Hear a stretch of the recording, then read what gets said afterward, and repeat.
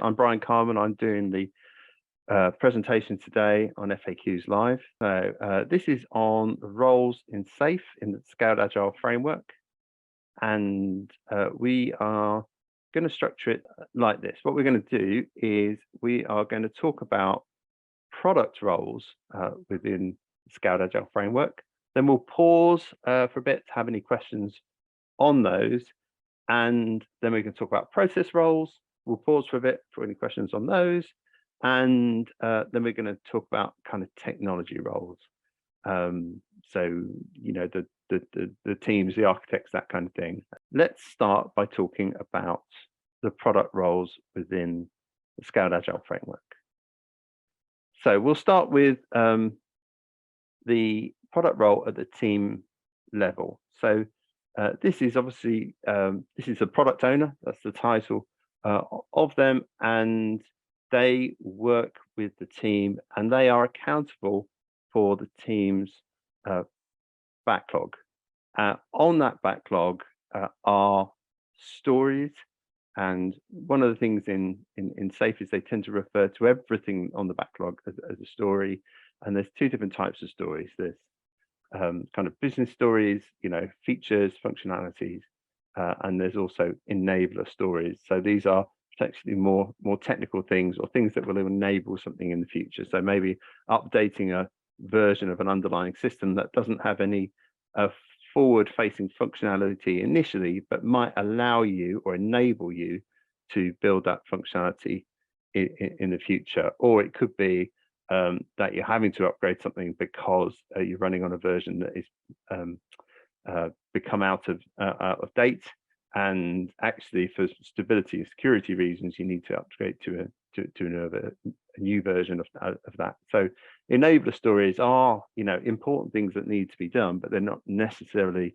things that have obvious business value. The product owner has to make a decision on the sequence of these things that gets fed into the team, and this sequence is an ordered list, the product backlog, so or the team backlog.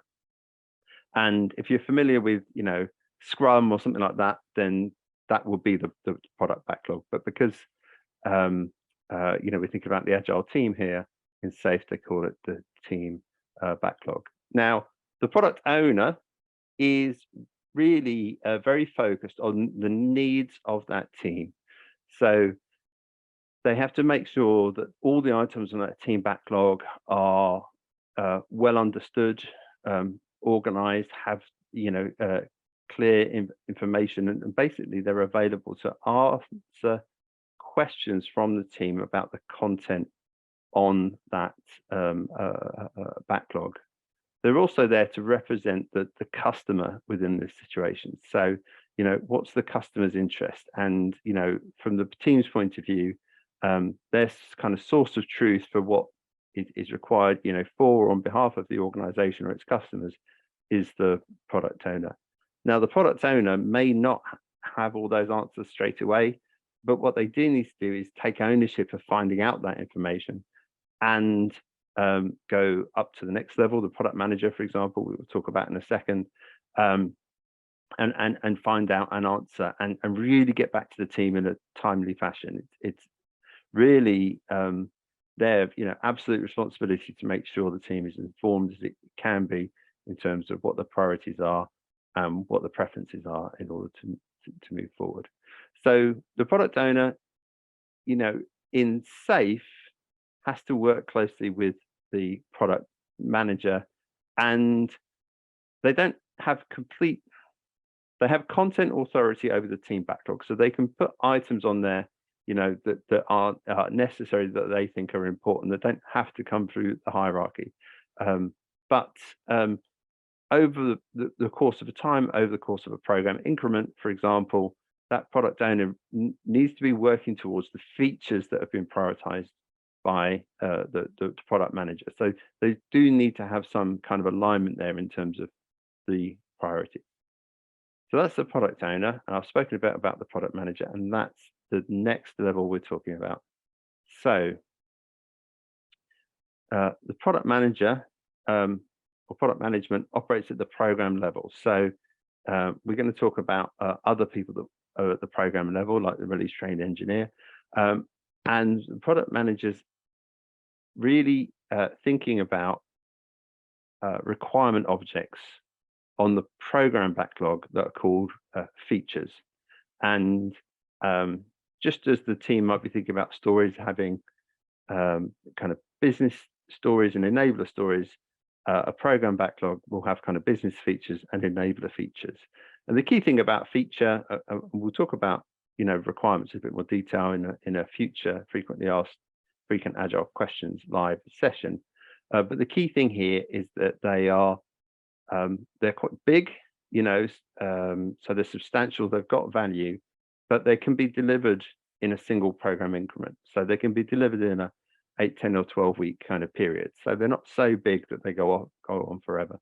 And the product manager has to prioritize these, has to say which of these, what sequence these are to be tackled. And if there's a kind of conflict between, teams working on different features, they have to kind of decide, okay, well, we'll put our efforts here because, in my view, this is where the value is. And so that guidance on priorities at the feature level does flow down from the product manager down to the product owners, and they're expected to represent that on their team backlogs. As I say, in the detail, maybe there's some small things here or there that need to be sorted out quite quickly. Product owners will have autonomy over that, but when we're looking about what's achieved across a program increment, for example, then the expectation is that the most of the work will be on these features as prioritized by the product manager. So just as the product owner was really thinking about the team and their requirements, the product manager is kind of looking in the other direction. They're really thinking about the customers, the business owners, the organization, the operational value stream. How's that working? Where can we make improvements, to that? And so a lot of their time is really understanding that value and how working out what features are really going to be able to take advantage or, take opportunities and deliver that value. So they're really thinking that way around. The product owners are thinking about the team. And so the relationship between the two is really important. And that way we get those two different perspectives. We're making sure the teams are looked after, but we're also incorporating, what's happening with the customers and the business as a whole. Now, in SAFe, there are various bits which are mandatory, and both these roles form part of essential SAFe, part of the mandatory elements, the product owners and the product managers. And you can run the agile release train with those two product roles. You don't need anything else. And not all our organizations do that, but if you've got the next level up, the solution level, then what you will need is solution management. So people thinking about the solution as a whole. So this is where you've got multiple agile release trains working together on a single solution, single part of the system in order to make that deliver value.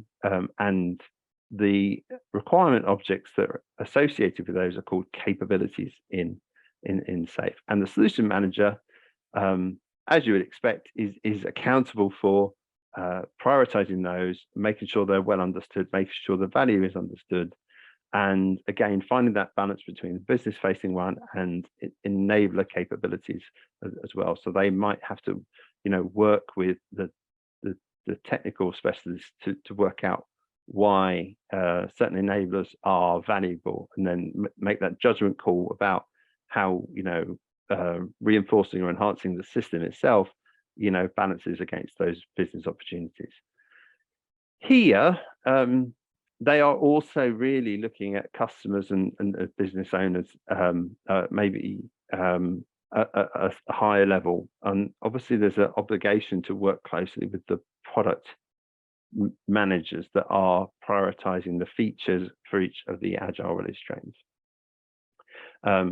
So yeah, if you've got one of these kind of big solutions, and these capabilities, they are big, but they're still things that should be able to be delivered in a single program increment, albeit across multiple agile release trains working, together. So that's the solution manager. Next, we have at portfolio level, we have epic owners. Now, this is a slightly different kind of interaction. So an epic owner is someone who is taking responsibility for an idea or initiative, and they are going through the process to get this understood, evaluated, kind of approved, and onto the backlogs. So often it could be someone in a product role, a product manager or solution manager who's also the epic owner, but in theory, in principle, it could be anyone from the business. Anyone in the business can have an idea, can get it onto the portfolio Kanban and try and progress it to the point that it's on the portfolio kind of backlog. And again, these could be business facing things, they could be system facing, enablers kind of thing. Once it's on the portfolio backlog and it's been broken down into capabilities or features or stories and stuff like that, then that epic owner effectively becomes a stakeholder, and it's now down to the solution managers and product owners and product managers to add that into their respective backlogs in order for it to be delivered. Okay, what we're going to do is we're going to move on now and just talk about the what we call the kind of process side of things. So these are the people who within the organization think about how the work is kind of being done, the events, the meetings, the facilitation, purposes of those things, and how well the teams are working together. And at the team level, this is the Scrum Master's responsibility.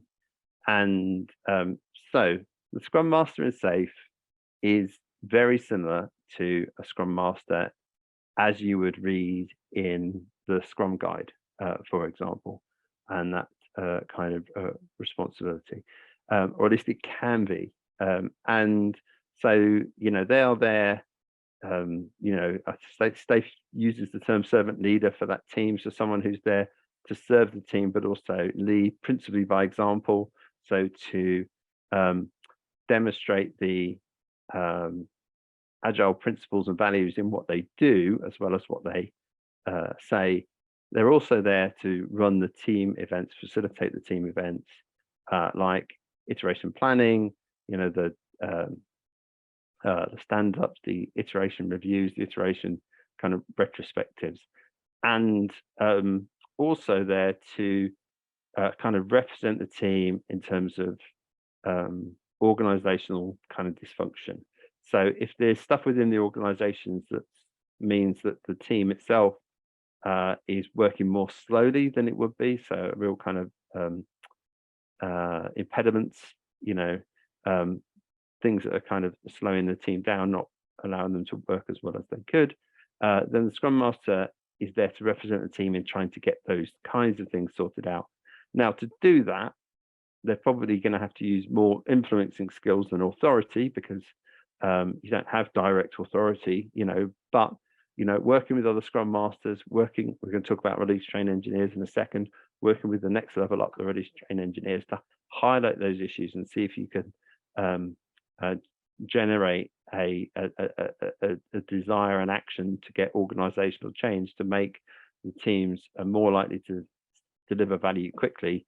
That is definitely part of the role. They're also there to be, knowledgeable about not only agile principles, but practices, techniques, complementary practices, and to coach the members of that team, when they need team set up, but also as new team members come in. So they're there to try and make sure the team's working well, make sure it's well formed and goes right through to a high performing team. In SAFe, there are additional specific responsibilities, such as working and supporting the Agile Release Train engineer at some of the big events, like PI planning. that is something that the Scrum Masters need to support. But also there are regular events like art syncs, Agile Release Train syncs, or Scrum of Scrums, and the Scrum Master is there to kind of represent their team's interest and work with others on dependencies and stuff like that on behalf of the team. So they're looking at the team, but they're also trying to represent that team within the structure itself. Okay, so next level up, we have release train engineer. So this is the programmer level. So this is working alongside the product manager and system architect or system engineer. And a release train engineer is responsible for facilitating things across an agile release train. So this is I've mentioned it a couple of times. So this is the group of sort of 5 to 12 agile teams working together, somewhere between 50 and 125 individuals working as a group, and the release train engineer has to facilitate the events at that level. So the most well-known one is the program increment planning event, which is normally a 2-day event, often either a big room planning event where you get everyone together, or a big kind of webinar with lots of breakout rooms, and if you're doing it online, so quite complicated event to organize that will be done every 8, 10 or 12 weeks, stuff like that. And so the release train engineer is key to that, making sure that happens. And as I mentioned before, they will need to support the Scrum Masters to really coordinate that effectively. So as well as that, they're also accountable for facilitating, organizing the system demo events. So this is where the work done across all the teams in the Agile Release Train is presented as a bit of a kind of show and tell, and it should happen after every iteration. So it's not just at the end of the Agile Release Train. It's frequently every 2 weeks, typically, and the events that take place at the end of the Agile Release Train. So the inspect and adapt event itself, and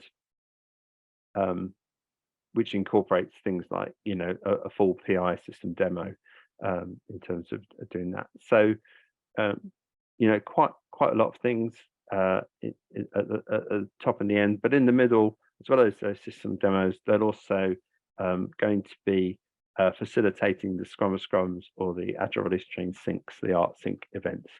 So yes, a bit like a Scrum Master would do iteration planning, the dailies, and then the review at the end. Release train engineer will do the PI planning, the synchronization events, and the inspect and adapt event at the end of the program increment. They're there as an escalation point for the Scrum Masters. So I talked about potentially those organizational impediments that are coming through. Release train engineer, they might be getting a lot of these. They're probably going to have to kind of work out both which ones are going to have the biggest impact if we solve them, and which ones are the things that are most likely to be solvable. Not saying we should not try, but if there's lots of things that could be addressed, how are we going to get the most significant change soonest? So can focus our efforts on there and use their influence in order to do that. So they're really looking after this Agile Release Train, and again, this is part of the essential SAFe. This is part of the mandatory element. You can't do SAFe without having a program level, including a product manager and a release train kind of engineer. You need that level in place, but then there's the optional level above that, which has, in terms of a process point of view, a solution train engineer, so STE. So whereas when we go from a team level to a release train engineer, we're going from say a couple of weeks up to say 10 weeks. A solution train still operates within a standard PI window, so 10 weeks. So the solution train engineer isn't trying to look further than that, but what they are trying to do is to coordinate the work being done, or to make sure to facilitate the events that coordinate the work being done across the different agile release trains. So they will facilitate events like pre-PI planning and post-PI planning. So pre-PI planning is when the solution manager and the product manager are going to work out, roughly speaking, in order to deliver this solution within a single PI, which agile release trains need to take on, which features in order to kind of deliver those capabilities. So, and that discussion, that event that happens before PI planning is facilitated by the solution train engineer. Now, in program increment planning, the teams come out with their team objectives. Each agile release train should have its own overall PI objectives. And actually, then if you have got a solution level, then there will be a post-PI planning event where we try and bring those together and talk about kind of solution level objectives. So what we're trying to achieve across all the teams and all the agile release trains that are working on this solution over the next, say, 10 weeks. So that's the key aspect of it. And it sounds like, well, you're quite busy for a week or two, but what about the rest of it? Well, they've got quite a lot of coordination to do kind of across the board as we go through the system. So through the programming increments. Let's now think about the technology side of things. And at the team level, when we talk about technology, the role is the agile team itself. Those members of the agile team who might have individual job titles. There could be an analyst or software engineer or a tester, or have some business responsibilities. Whatever the makeup of that agile team, it's a collective responsibility to decide how to actually implement the change. There needs to be some guardrails, some kind of guidance, for consistency, especially when you're working within a large organization that probably does have some technical constraints. You need to be aware of those. But within those boundaries, the idea is to give the agile team itself some technical kind of authority in order to make those decisions themselves. Now, the Scrum Master and the product owner are members of the agile team, but their voice isn't any louder than anyone else's, when it comes to the technical stuff. So they may have a relevant experience, they may not, but the product owner is not there to dictate the technical approach that the team will do. They can influence it, they can give their opinions, but they have the same status as other people. And generally speaking, we try and work on the philosophy that the people doing the work who understand it, probably even within the team, are going to be people best able, more informed, to make some of those technical choices. So we really try and kind of empower people so the decisions are made closest to the information that's available. So at the team level, it is the team. At the program level, we mentioned them a few times now. We're talking about system architect, system kind of engineer, and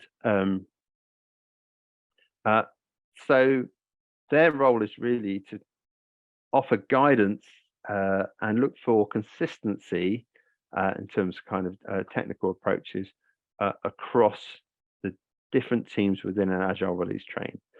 So what we don't want is 3 different teams solving the same problems in 3 different ways, and then ending up with a big mess of a system. So that awareness of what the teams are doing and offering them guidance, maybe to collaborate on a single solution that solves a single problem that they can all call and pull into, is what they're doing there. They're not there as a gatekeeper. They're not there as an approver. They're there to some extent as a guardian to just see if people are going outside the boundaries, but principally they're in an advisory role.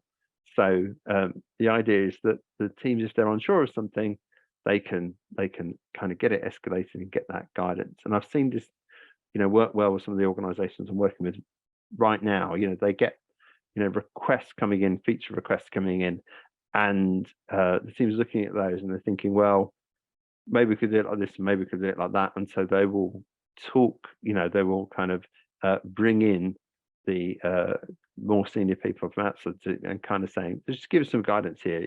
Could it work? We might do it like this, we might do it like that.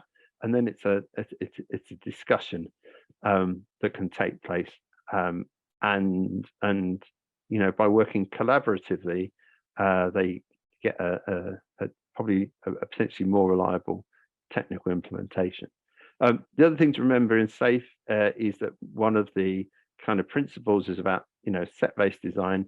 So potentially having one or two technical options open. So not necessarily making your technical choice right at the beginning. Maybe you knowing that you potentially might throw one of them away. Maybe you run 2 or 3 technical options and see which one is the best one to go for, and maybe the system architect can help you kind of narrow down the 2 or 3 options that are there that you can kind of build, or potentially put you in touch with other teams that have run similar experiments to benefit from their experience. So it's an advisory role in terms of doing that. In SAFe, there is a responsibility of a system architect to give some kind of high level sizing information across to people looking at, say, epics and stuff. So when new ideas, new initiatives come in, and they're trying to think, well, how big is this going to be? Is this complicated? Is it not complicated? Then the discussions with the system architect, system engineer is designed for them to say, well, it's pretty consistent what we're doing already. It's a fair amount of work, but not crazy. Or no, that's really big. You've got implications here, here, here, here. So that kind of very ballpark kind of initial sizing, the system architecture engineer will offer that advice, that kind of level of information, partly to protect the teams, so they're not always asked about stuff that's way down the road, and they can focus on their individual stuff going forward. But they're not there to give very detailed estimates. Once we get to the point that we're really close to work being actually done, that's where it should feed into the teams, and they can start estimating it ahead of program increment planning and stuff like that. So those kind of initial high level views, system architecture engineer would do that for an agile release train. So as you probably expect, the next level up is the solution architect or solution engineer, and they are thinking about a solution, i.e. a system that multiple agile release trains are looking to work on and enhance. And it's kind of the same level up, that they're all trying to make sure that across those agile release trains there is some level of consistency in terms of technology choices. So maybe we haven't got half of them building on Amazon Web Services and half of them building on Google, unless Google Cloud, unless there's a good reason why, and they know how they're going to fit those things kind of together. Maybe there are some kind of choices like that need to come in. And then right at the top, we have the enterprise architect. And again, enterprise architect and the solution architect, they're going to give that high level view of how complicated stuff, when it's at those initial kind of early stages. And that's really there just to kind of offer that guidance. The way I think about it is, I try and think about, like, if you're a traffic system, enterprise architect, you're probably deciding whether everyone's going to drive on the left or everyone's going to drive on the right. Okay, so one's not necessarily better than the other, but you've kind of all got to choose it one way. So obviously in in the UK, you know, we drive on the left, but you know, mainland France, they drive on the right. So that, you know, that kind of level of everyone kind of working the same way is probably quite important across an organization in terms of doing that. Maybe when we talk about the kind of like the solution architects and stuff like that, maybe they're working the motorway network. How are we going to connect these big cities up in terms of doing that? So, you know, they're working within that parameter that we're driving the left, but they're trying to do these big kind of things. Maybe the you know, system architects are looking more about the A roads and the local structure, and then the teams themselves, they are just trying to kind of like you know, they're driving the car around the streets. They're trying to work out, how do I use these systems? You know, what choices do I make in order to get from kind of here to here in terms of doing that? So you know, different levels for different kind of decisions. But what we're trying to do is principally advise and principally let people make decisions, you know, closer to the information.